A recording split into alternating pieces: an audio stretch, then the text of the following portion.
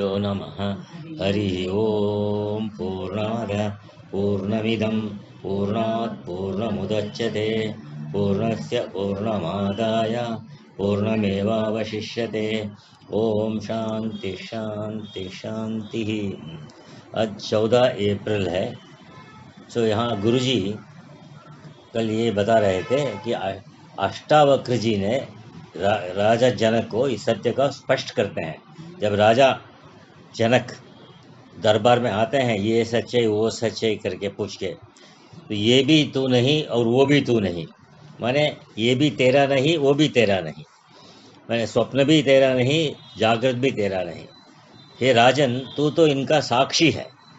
आरोप का अपवाद कर दिया, स्वप्न का अपवाद कर दिया, मैंने हटा दिया, जागृत को हटाया, स्वप्न को हटाया, तो जागृत का दृष्टापन का जो भाव था वो भी हट गया, स्वप्न का दृष्टापन का जो भाव था वो भी हट गया, तो स्वरूप मात्र रह गया।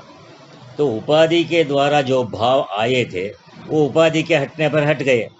जैसे गवर्नमेंट हमको कोई पोस्ट देती है, कलेक्टर आदि, जब तक हम उस पद पर प्रतिष्ठा है तब तक हमारा वो ऑफिस है। उस पद से रिटायर होने पर हम सामान्य मनुष्य बन गए। फिर तो यदि उस ऑफिस में कुछ काम होगी तो भी उससे कहना पड़ेगा, अब ये उस पद पर जो बैठा है उसको, भाई साहब हम भी इस धर्मशाला में आए थे, ये संसार है, अब तुम हमारा काम करो। विवेकशील घबरावे नहीं। गुणा गुणेश वर्तन्ते इति मत्वा न सज्जते। तो इसलिए कहते हैं ये गुण ही आपस में वर्त रहे, माने वर्त रहे, व्यवहार कर रहे हैं। न सज्जते न बध्यते, फिर तो बंधन से बाहर हो जाएगा। तो अष्टावक्र ने जनक को समझाया, मुमुक्षु आत्मभाव में क्यों समाहित नहीं होता। जब तक सत्य का पकड़ में नहीं आया, झूठ को तो हम पकड़ लेते हैं, तब तक अपने को कमजोर समझते हैं सत्य का पकड़ में आने तक, कि तो जब सत्य का बल आ जाएगा तो झूठ को हम पकड़ ही नहीं पाएंगे, झूठ बोलना मुश्किल हो जाएगा। तो इसलिए मर्त्यो अमृतम भवति। तो श्रुति कहती है नाना प्रकार की वासनाएं जो हृदय में घर बना के बैठे हैं, ये वासनाएं जब तुम्हें छोड़ देगी तो मर्त्य अमृत हो जाएगा। यहाँ तुम्हारे अंदर ब्रह्म भाव आ जाएगा और अत्र ब्रह्म समुष्णुदय, ये तुम्हारी ब्राह्मी स्थिति होगी। तो इसलिए मंत्र इस बात को स्पष्ट करती है, यम यम कामा कामयते अस्य संकल्पयते समुत्तिष्ठन्ति तेन संपन्नो महीयते। तो महान ऐश्वर्य होता है, जैसे इस लोक में महान सम्राट है, बाह्य ऐश्वर्य को पकड़कर बैठा है राजा, इसके द्वारा उसकी शोभा है, उसकी प्रतिष्ठा है, सारी प्रजा उसका मान करती है, आदर करती है, जय जयकार करती है, तो ये ऐश्वर्य है उसका। ऐसे ही ये अध्यात्म ऐश्वर्य है, तुम्हारा स्वरूप का ज्ञान महान ऐश्वर्य है, इससे बढ़कर कोई ऐश्वर्य नहीं। सारी कामनाओं को छोड़ देगा, मन जब निर्मल हो जाएगा तो मन निर्मल भाव में आ जाएगा, उस समय मन सिद्ध हो जाएगा, जो भी कामना रहेगा पूर्ण हो जाएगा, तो जो इच्छा करेगा वो इच्छा इसका विषय सामने आ जाएगा। तो धन के बल से तुम सारी चीज़ें नहीं कर सकते। आजकल देखो, जरा हार्ट में पीड़ा हो जाती है, तुम धन के बल से ही इस पीड़ा को दूर नहीं कर सकते हो। अगर ये हटने वाली होगी तो जल्दी हट जाएगी दवा लेने के, नहीं तो धन खर्च करने पर भी तुम इसे हटा नहीं सकते, तो बल्कि पीड़ा तुम्हें हटा देगी। तो तुम्हारी इच्छा से कुछ होने वाला नहीं। देखो, जरा सी पीड़ा ने तुमको यहाँ से पार कर दिया। तो मनुष्य इस लोक के पदार्थों से संतुष्ट नहीं हो सकता। मंत्र कहता है सत्य काम सत्य संकल्प। देखो, तुम्हारे अंदर जो सत्य काम है, जो ऐसी ऊंची सिद्ध स्थिति है तुम्हारे मन की, तुम जो चाहेगे वो हो जाएगा। यम यमंत अभिकामो भवते तेन संपन्नो महीयते, जो इच्छा करोगे वो हो जाएगा। तो झूठी वासनाएं तुम्हारा भरी पड़ी है। लोक जीवन में बहुत सी कामनाएं जीव के अंदर दबी रहती है, ये मुझे ये मिले वो मिले, ये सारी कामनाएं सत्य कामना को दबाती है। सत्य कामना को, बाहर की विषयों की कामना क्या करते हैं, तुम्हारा सत्य का समझने का कामना को दबाती है। तो जैसे सीधा समझो, एक बुद्धिमान वकील है, एक क्लाइंट है झूठा केस वाला, ये क्लाइंट उसको बचाने के लिए सब कहेगा। वकील कहता है कि हम तुमको बचा देंगे, 1 लाख रुपया मुझे देना पड़ेगा, पर मैं जो कहूँगा तो वही बोलना पड़ेगा। तो कोर्ट में जब जब कुछ पूछते हैं, केवल मैं कर देना, दूसरा कोई शब्द नहीं बोलना। जज पूछता है तो भी मैं कर देना। तो न्यायाधीश ने वकील की ओर देखा, उसने कहा ये पागल है, पागल तो बाहर निकालो इसको। तो केस से छूट गया। तो वकील के पास आया तो वही मैं बोलता है। वकील ने पैसे मांगा 1 लाख रुपया, वो मैं बोलता है। वकील ने कहा मूर्ख, ये तो तुम्हें केवल केस से बचाने के लिए सिखाया था। कहता है अब जब मैं कहते वहाँ झूठ से बच गया, यहाँ भी बच जाऊंगा। तो वकील मुंह देखता रह गया। इसी तरह परमात्मा तुम्हारा जन्म जन्मों का पार्टनर वकील है। तुमको ये शरीर रूपी कोर्ट में व्यवहार के लिए ये झूठा अहंकार को सिखाया। तुम तो इसी को पकड़ के भगवान के सामने ही अहंकार करते रहते हो, इसी क्लाइंट की तरह। तो इसलिए भगवान बोलते हैं जब तक तू मैंने सीखा जो व्यवहार का उसको छोड़ोगे नहीं, तब मुझे समझोगे नहीं। इसलिए आगे कहता है मंत्र मुमुक्षु को सावधान करता है। मंत्र कहता है कि बेटा तू सत्य काम है, तू जो इच्छा करेगा वो पूरी हो जाएगी, किंतु सत्य होने पर भी बड़ा अनृत अभिधानम। अनृत माने झूठ से ये ढका हुआ है। इस महान सत्य को झूठ ने ढक कर रखा है। इस अनृत को हटाओ, झूठ को हटाओ। अनृत शब्द का अर्थ है वेदांत भाषा में मिथ्या कहते हैं। तो माया कहो, अनृत कहो, मिथ्या कहो। तो माया शब्द की आचार्य व्याख्या करते हैं, माँ माने निषेधम यत प्राप्ता स माया। माँ शब्द का अर्थ है निषेध माने नास्ति, नहीं। स्वकाल में ही जो निषेध को प्राप्त करे, अरे जो दिखने के समय भी वो बदलता जा रहा है, उसका नाम निषेध है। क्योंकि उसका स्वभाव है बदलना, और एक दिन वो टूट जाता है। तो इसको माया कहते हैं। तो इस माया को अनृत शब्द से भी कहते हैं। माया का स्वकाले स्वप्रतिषेधम प्राप्नोति।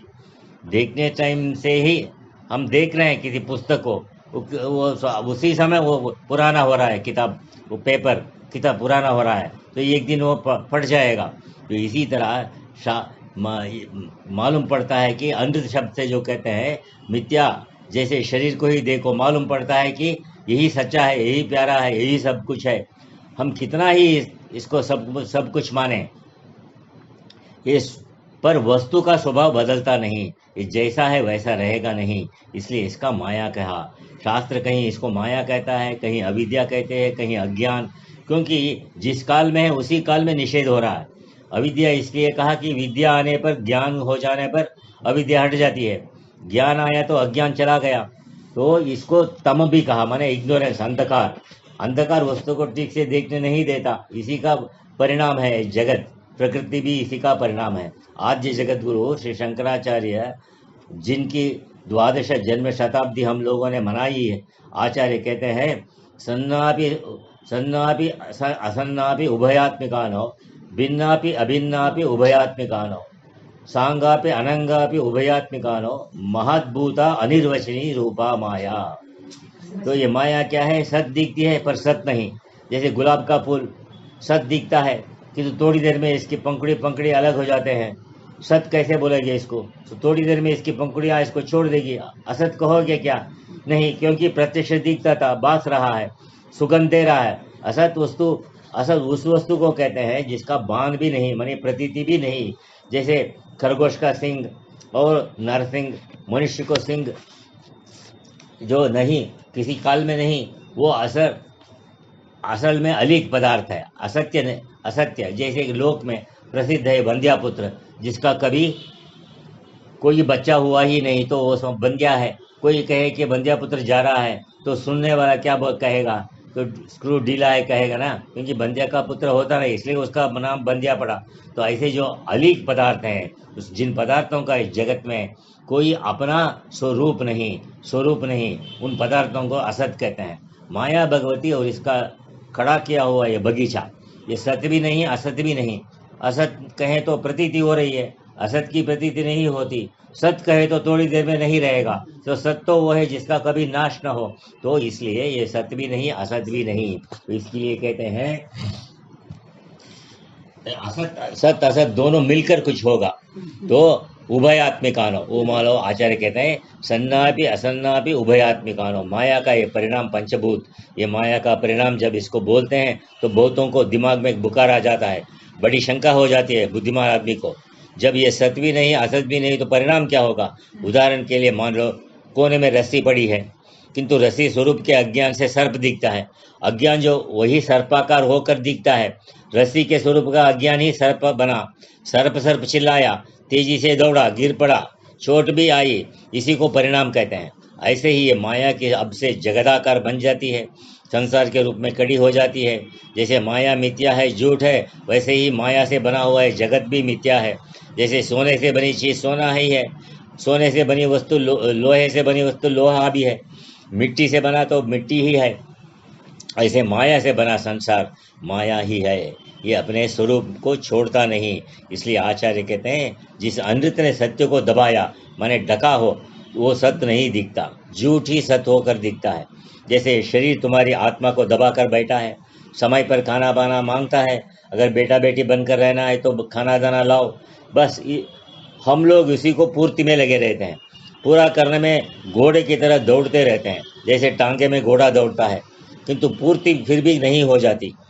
कि जिसके बिना ये क्षण भी खड़ा नहीं हो सकता, उस सत्य की खोज भी नहीं कर पाते, बस भूल भुलैया में ही रह जाते हैं। इसलिए अनृतापिधाना का अर्थ होता है ढक देना। तो आचार्य कहते हैं न सत्य है न असत्य है, उभय रूपा भी नहीं।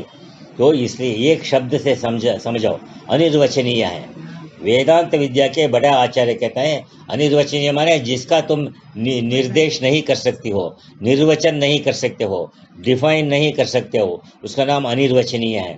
युक्ति दृष्टिया तो अनिर्वचनीय माने तुम रीजनिंग, तो विचार करने पर मालूम पड़ता है ये अनिर्वचनीय है। नहीं तो ऐसा ही देखने से सत्य दिखता है, इसका निर्वचन संभव नहीं।